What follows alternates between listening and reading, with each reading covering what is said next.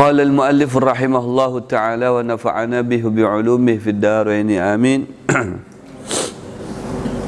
Qala Syekh Ahmad Ar-Rifa'i rahimahullah, salaktu kulla turuki al-musilati ila Allah fama ra'aitu aqraba wala ashala wala aslaha min al-iftiqari wal-dhulli wal-inkisar.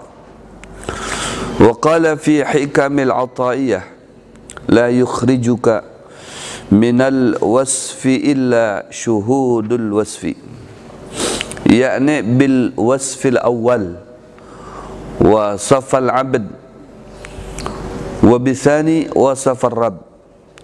Fa idza tahaqqaqa al-abdu biwasfihi min ad-dha'fi wadh-dhulli wal-iftiqar amaddahu al-haqqu biwasfihi min al-quwwati wal-'izzi wal-ghina ila akhiran qala. Ma'asyiral hadirin wal hadirat, para ayahanda, para bunda jamaah salat fardu subuh Masjid As-Salam Maninjau, Kota Samarinda, Kalimantan Timur, serta para penyimak yang menyaksikan, yang melihat, yang ikut serta pengajian rutin di setiap subuh pagi hari Ahad di Masjid As-Salam Maninjau, di mana saja berada.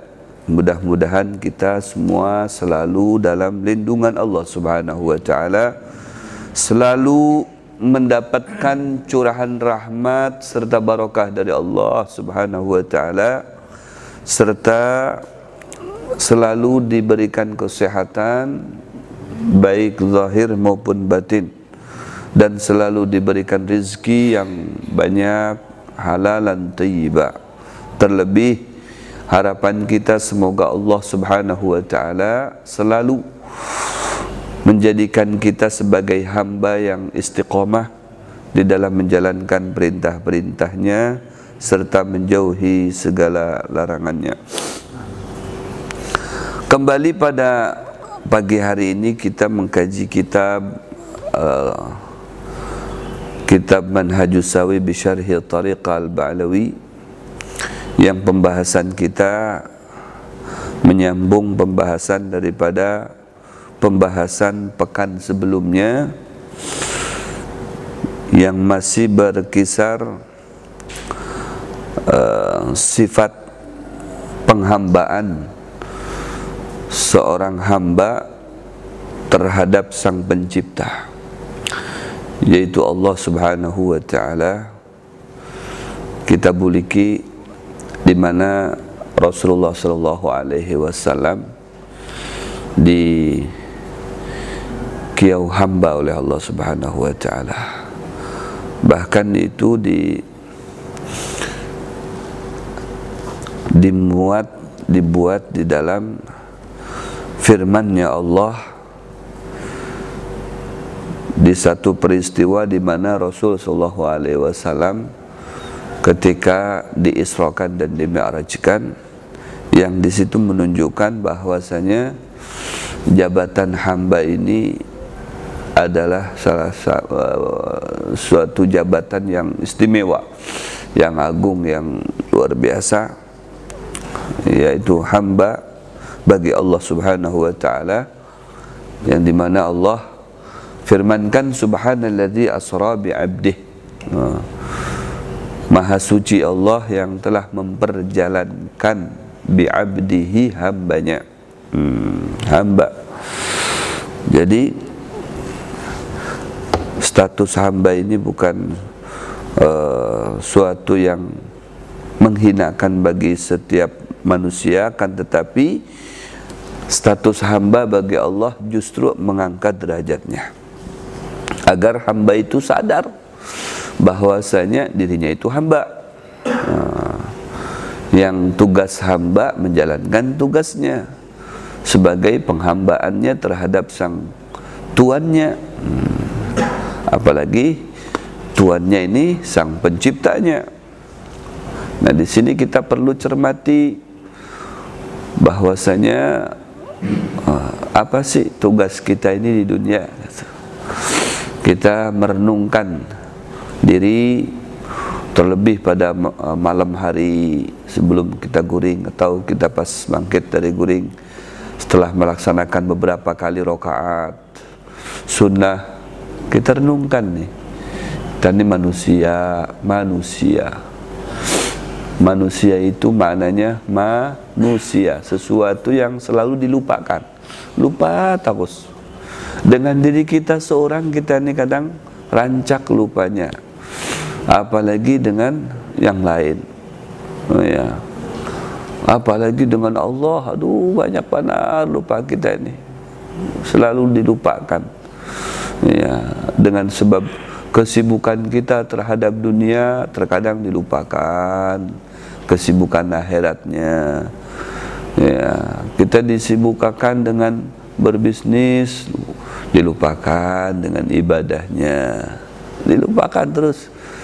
Kalau tidak sadar diri, maka akan lupa terus. Ya, terkadang kita seorang yang melupakan, ya, melupakan tugas kita yang sebujurnya.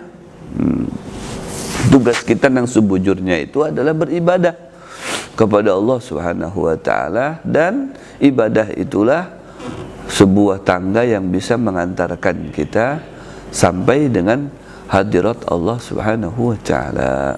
Nah, itu. Makanya tambah orang itu banyak melakukan ibadah kepada Allah, maka tidak diragukan lagi dia punya derajat, dia punya kedudukan itu sangat dan amat tinggi sekali di mata Allah Subhanahu wa taala. Dan perlu diketahui bahwasanya tidak ada suatu dirasa di dalam hati yang penuh kenyamanan, kesejahteraan, ya, kenikmatan selain daripada bertaqarrub, pendekatan, melewati pendekatan dengan Allah Subhanahu wa taala dengan cara tadzallul, ya, tadzallul, inkisar. Tadzallul itu menghinakan diri kita, menghinakan diri kita, ya, secara tidak langsung memuliakan Allah. Menghinakan di hadapan Allah diri kita berarti memuliakan Allah.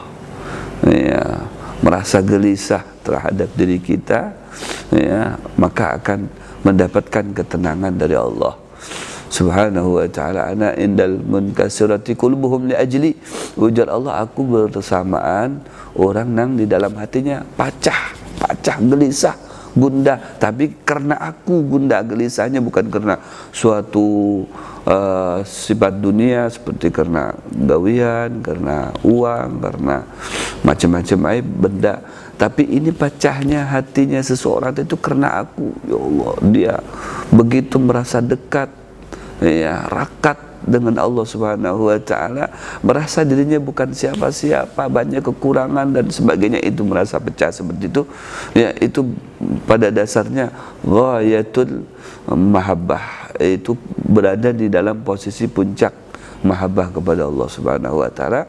Dengan tambah dia menghinakan dirinya di hadapan sang penciptanya, maka akan bertambah juga level, ya, kedudukannya dia di mata Allah Subhanahu wa taala. Maka ujar Syekh Ahmad Ar-Rifai, salah satu ilmuwan, salah satu ahli di bidang tasawuf, ya, juga di bidang fikih dan menguasai semua bidang. Beliau memberikan pendapatnya, salaktu kulla turuq, aku sudah jelajahi semua jalan-jalan tuh. Jadi aku jelajahi semua jalan, aku jelajahi. Ya. Akan tetapi yang aku jelajahi jalan yang kau mengantarkan aku kepada Allah Subhanahu wa taala, fama ra'aitu aqrab wala ashal wala aslah minal iftigar wa dhul wal inkisar. Maka di dalam menjalankan tugas aku ini, berusaha bisa sampai ke hadirat Allah, yang aku dapatkan di dalam perjalanan itu tidak ada sesuatu selain dengan cara yang pertama, al-iftiqar, merasa fakir, miskin, fakir ini lebih lagi daripada miskin. Ya. Jadi miskin di bawahnya namanya fakir, merasa fakir. Jadi fakir di sini bukan merasa diri kita fakir kemudian minta-minta dengan orang-orang kaya macam itu. Fakir di hadapan Allah. Ya Allah, saya bukan siapa-siapa. Ya, saya ini orang fakir, tidak punya duit, tidak punya harta. Diri saya aja ini bukan ampun saya, saking fakirnya saya ini. Saya tidak merasa mempunyai diri saya. Diri saya seorang itu saya tidak merasa. Ya, saking fakirnya dia di hadapan Allah merasa dirinya itu fakir. Berarti kalau dia merasa dirinya fakir di hadapan Allah, maka Allah zat yang maha kaya itu akan memberikan kekayaan kepada kita, kepada dia. Akan dicukupi dia itu, karena dia merasa kurang di hadapan Allah. Fakir, bukan siapa-siapa. Macam ada seseorang datang lawan kita, Pak, bantu Pak, saya ini fakir, miskin, kada berisi apa-apa Pak. Bisakah diberi bantuan, ya, sagan makan, ya, sagan keperluan ini, sagan keperluan itu. Bujur kah? Ya, bujur Pak. Ya, sudah. Ya, beri. Ya, ada kada langsung diberi, dilihati dulu, diiti dulu. Bujurkah ini orang fakir? Bujurkah ini orang miskin? Dilihati dulu sampai kapan inya datang dengan aku menyatakan dirinya itu fakir. Sekali, dua, tiga, berarti ini bujur-bujur orang fakirnya, hanya dibantu. Nah, gitu. Atau dengan cara aku ini hendak melihat inya fakir bujuran kah, datang mengeluh lawan kita, ya, mengadu.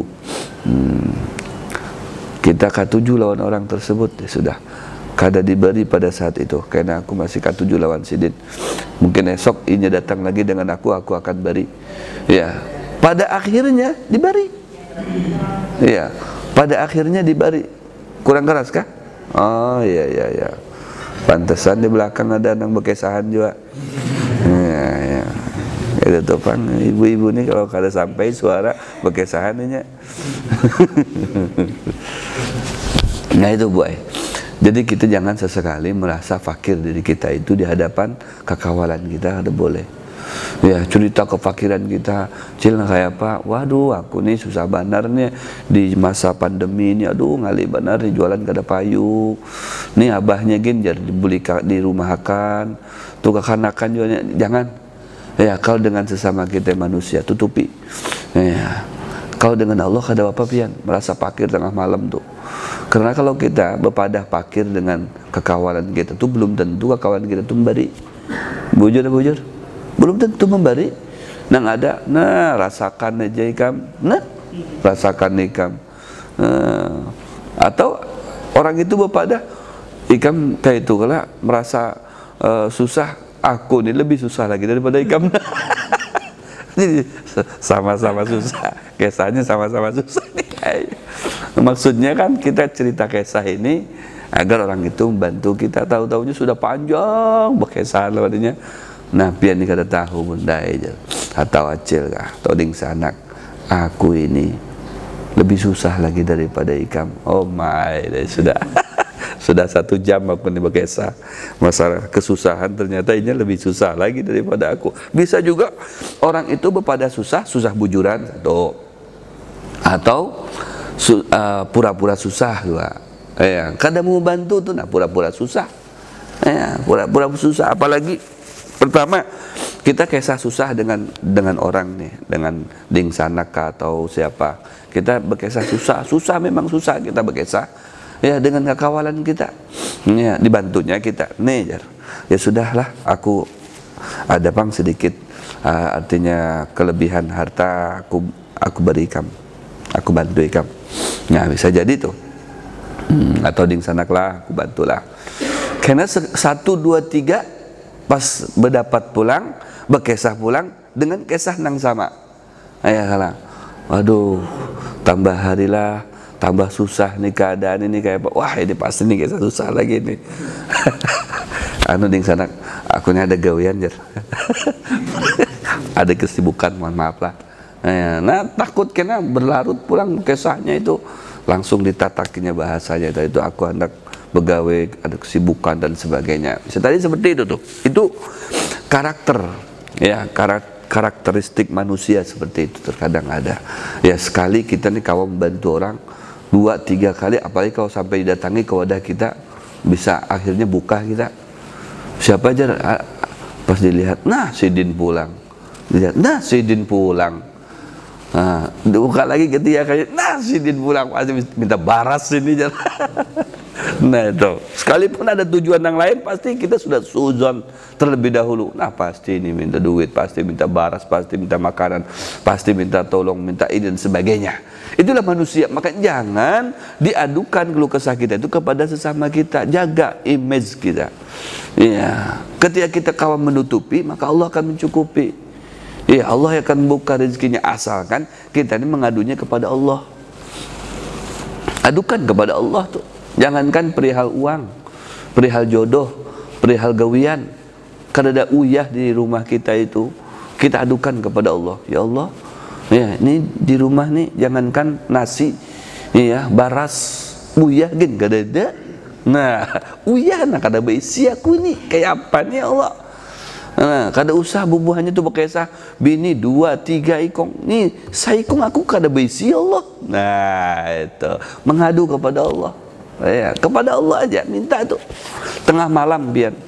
Nah maka dirasakan oleh Ahmad Rifai tadi itu tidak ada jalan yang bisa lebih cepat lagi sampainya kepada Allah dan lebih diterima lagi ya aduan kita ya, oleh Allah Subhanahu wa taala selain daripada dengan cara ya, dengan cara apa nih?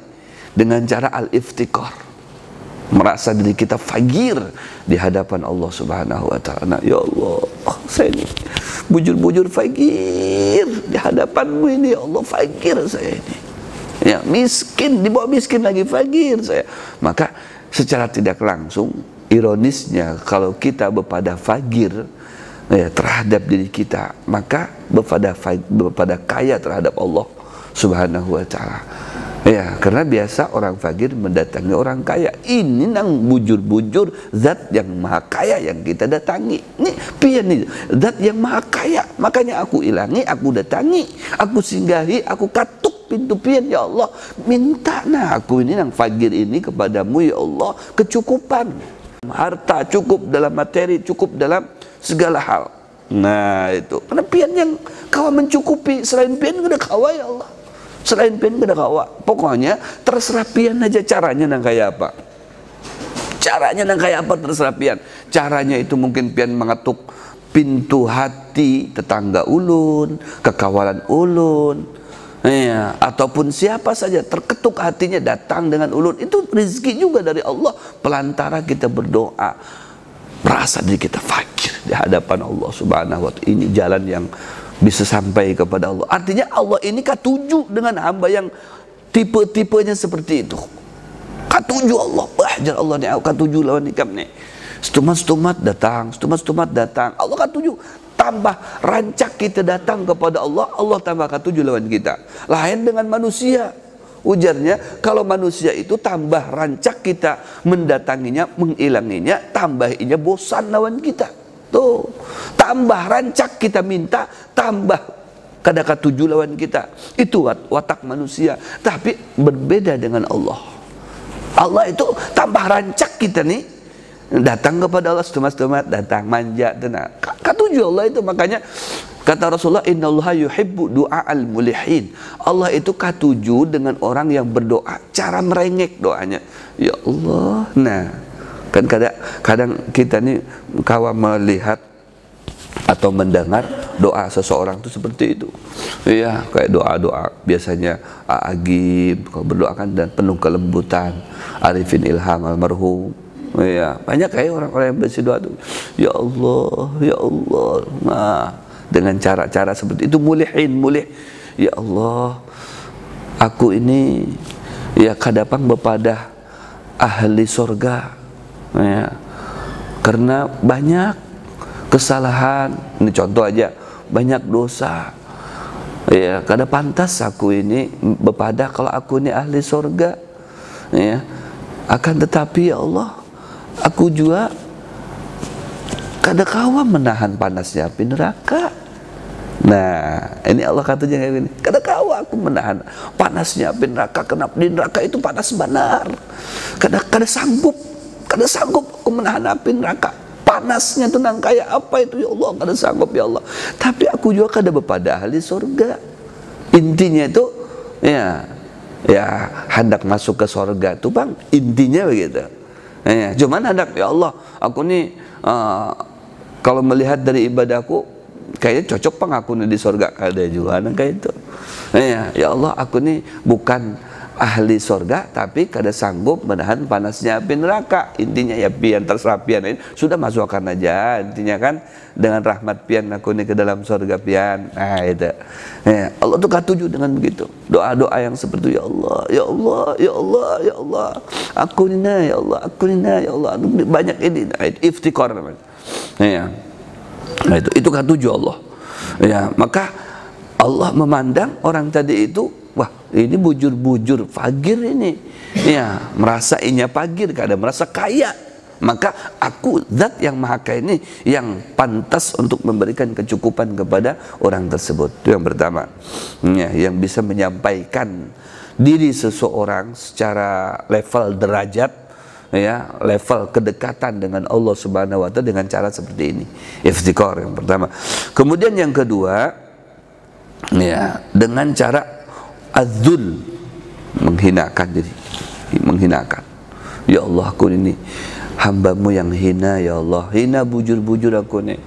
Ya, kalau bukan karena engkau yang kau mengangkat derajat aku, menjadikan aku mulia, aku ini hina bukan siapa-siapa. Ya, kayak apa aku kada hina?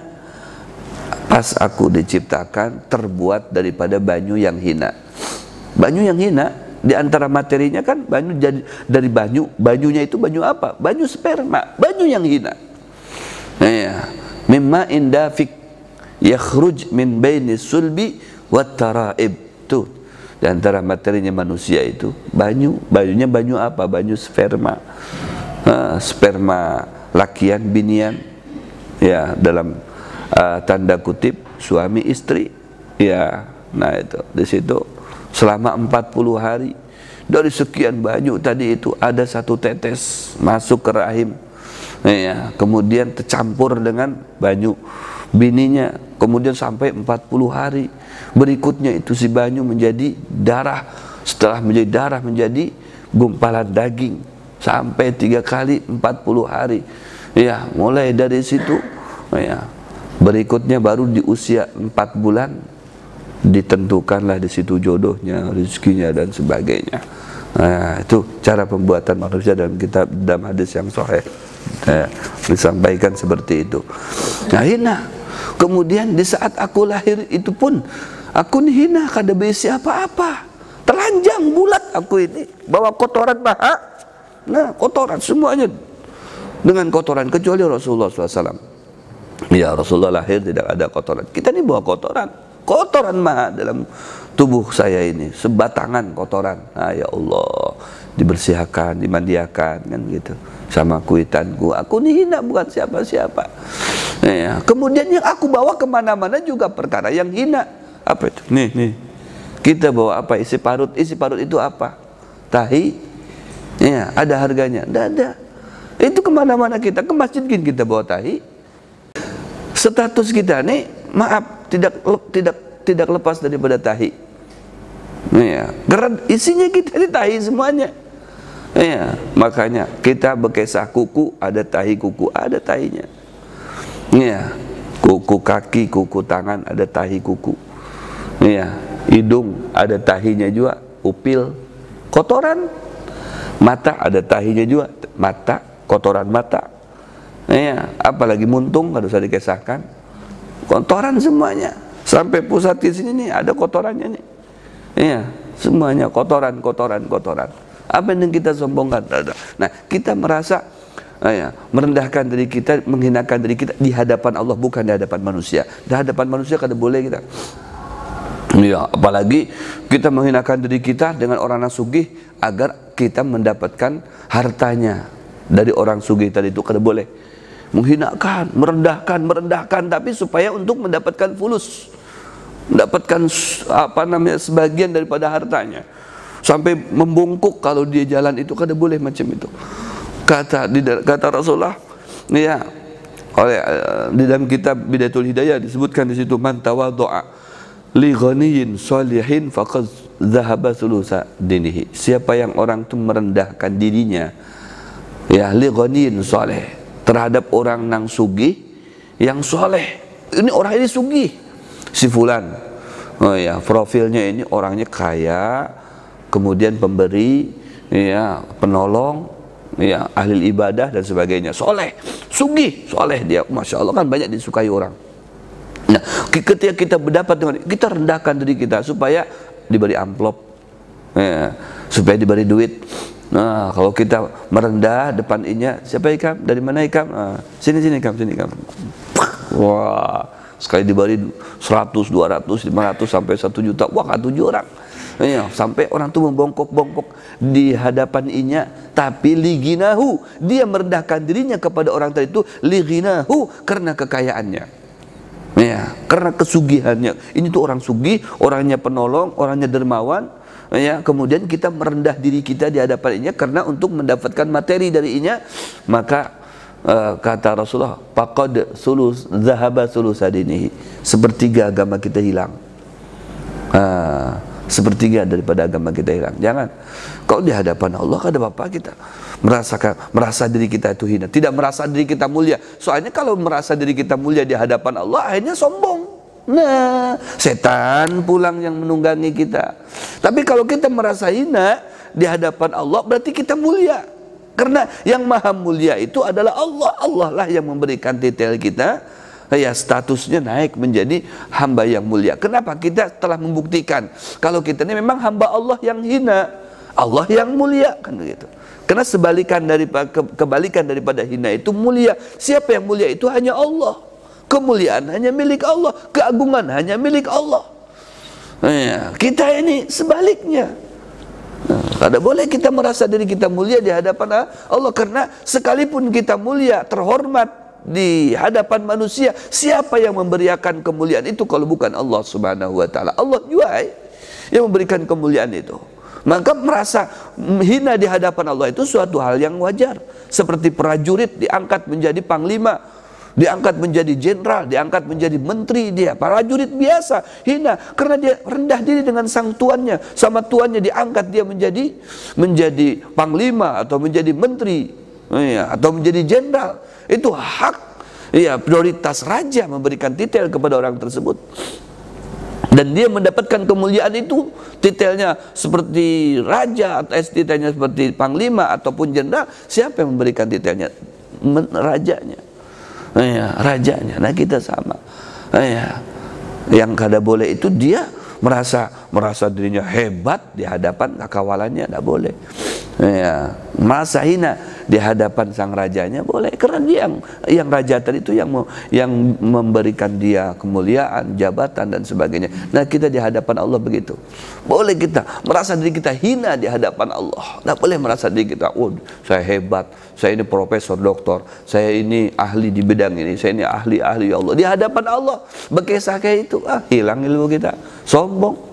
Jangan, saya ini ya Allah.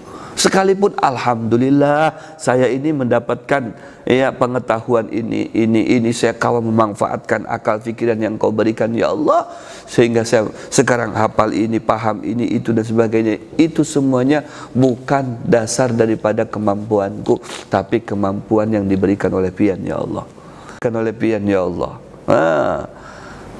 Pian yang telah memberikan satu kelebihan buat saya ya Allah. Hamba yang hina ini bukan siapa-siapa tanpamu ya Allah. Nah, ini Allah ketujuh orang yang mempunyai sifat demikian itu. Jadi akan timbul sifat penghambaannya lebih banyak terhadap Allah, karena dia merasa memang bukan siapa-siapa di hadapan Allah Subhanahu wa taala. Wal inkisar, Dengan cara inkisar, hati ini merasa ya Allah kurang terus, kayak apa gitu, kayak macam kita ini ada masalah dengan seseorang kan, hati kita pecah, gelisah, aduh.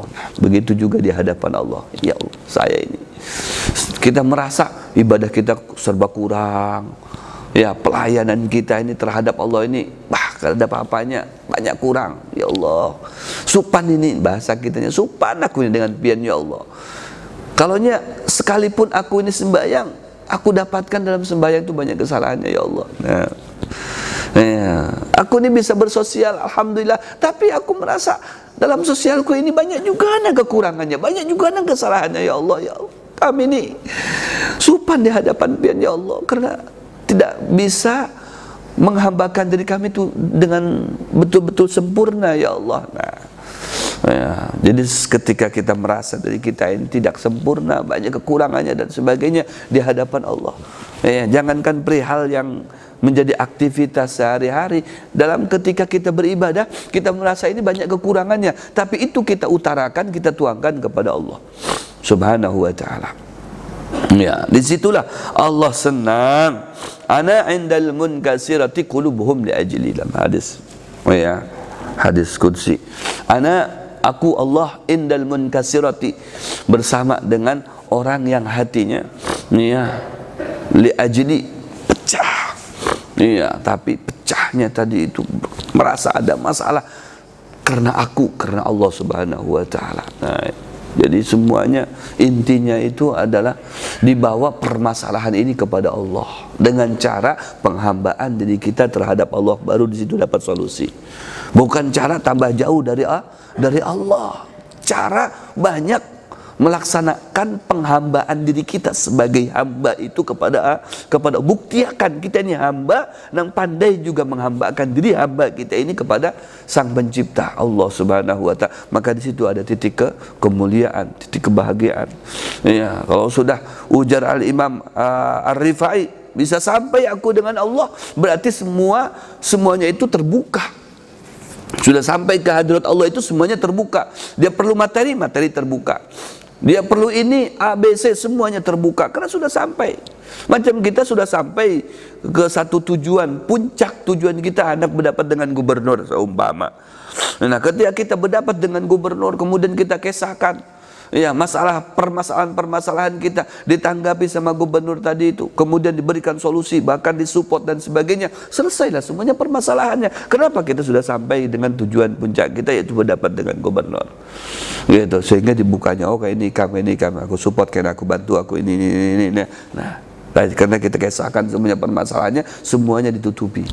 Ya, aku bantu karena aku ini, aku support karena aku pandang, aku lihat, aku pantau, aku ini dan sebagainya. Begitu juga dengan Allah, jika sudah sampai ke hadirat Allah Subhanahu wa ta'ala akan tercukupi semuanya. Tapi cara untuk bisa sampainya kita ke hadirat Allah itu diantaranya dengan 3 hal tadi.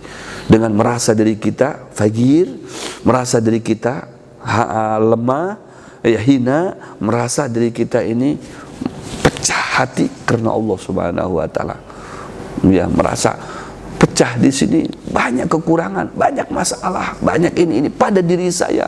Ya, karenamu ya Allah. Artinya merasa kurang, merasa tidak cukup, merasa tidak sempurna. Nah, inilah aku adukan kepadamu ya Allah, Kau yang maha sempurna dan sebagainya. Ya, hanya Allah yang menutupi. Kita merasa hina, berarti akan dapat kemuliaan. Dapat sebaliknya gitu loh. Dapat sebaliknya. Kalau kita merasa fakir, merasa miskin di hadapan Allah, artinya kita akan dikayakan oleh Allah. Tuh. Kalau kita merasa hina di hadapan Allah, lemah, berarti akan dikuatkan oleh Allah dan akan dikayakan oleh Allah, dicukupi oleh Allah. Ya, dimuliakan oleh Allah. Kalau kita merasa lemah, merasa hina, dimuliakan oleh Allah. Itu 2. Yang ketiga, kalau kita merasa pecah hati kita, gelisah karena Allah Subhanahu wa ta'ala, maka hati kita akan ditenangkan oleh Allah. Ya, hati kita akan dimantapkan oleh Allah. Ya, hati kita akan dikuatkan oleh Allah. Itu sebaliknya, cara untuk mendapatkan 3 predikat tadi ini dengan cara yang 3 hal tadi itu. Ya, di antaranya, ya, yang disampaikan oleh Syekh Ahmad Ar-Rifai, beliau karena mendapatkan suatu penghormatan, ya, kemuliaan, ya, kecukupan dari Allah dalam segala halnya itu dengan 3 cara tadi itu. Wa qala fil hikam al-ataiyah, ya ini panjang lagi pembahasannya, insyaallah kita akan sambung di pertemuan kita berikutnya. Mudah-mudahan panjang umur, sehat walafiat, bahwa menghambakan diri kita kepada Allah dengan sebujur-bujurnya penghambaan, sehingga kita diangkat derajatnya oleh Allah menjadi hamba yang istimewa, ya, di dalam ibadah, di dalam hal-hal penghambaan terhadap Allah Subhanahu wa taala sang pencipta. Wallahu a'lam bissawab. Mohon maaf kalau ada kekurangan, mohon maaf kalau ada ketidakadaban dan sebagainya. Billahi taufiq wal hidayah wa ridha wal inayah ala hadiniyah kulliniya salihah wa ila hadratin Nabi Muhammad sallallahu alaihi wasallam. Sirrul Fatihah. A'udzu billahi minasyaitonir rajim. Bismillahirrahmanirrahim. Alhamdulillahirabbil alamin arrahmanir rahim maliki yaumiddin. Iyyaka na'budu wa iyyaka nasta'in. Ihdinas siratal mustaqim, siratal ladzina an'amta 'alaihim ghairil maghdubi 'alaihim waladdallin. Amin. Amin ya Allah ya rabbal alamin. Bismillahirrahmanirrahim. Alhamdulillahirabbil alamin. Allahumma shalli ala sayyidina Muhammad وعلى سيدنا محمد مفتاح باب رحمة الله عدد ما في علم الله صلاة وسلاما دائما بدوام ملك الله وعلى آله وصحبه ومن والاه. نسألك الهدى تقى العفاف الغنى، نسألك علما نافعا عملا صالحا متقبلا ورزقا حلالا كثيرا طيبا، نعوذ بك من علم لا ينفع قلب لا يخشى وعمل لا يرفع ودعاء يستجاب لنا. نسألك علما لدني والمشرب صافي الهني وهب غني بحق ربنا آتنا في الدنيا حسنة وفي الآخرة حسنة وقنا عذاب النار. صلى الله على سيدنا محمد نبي الأمي وعلى آله وصحبه وبارك وسلم والحمد لله رب العالمين. والعفو منكم. السلام عليكم ورحمة الله وبركاته.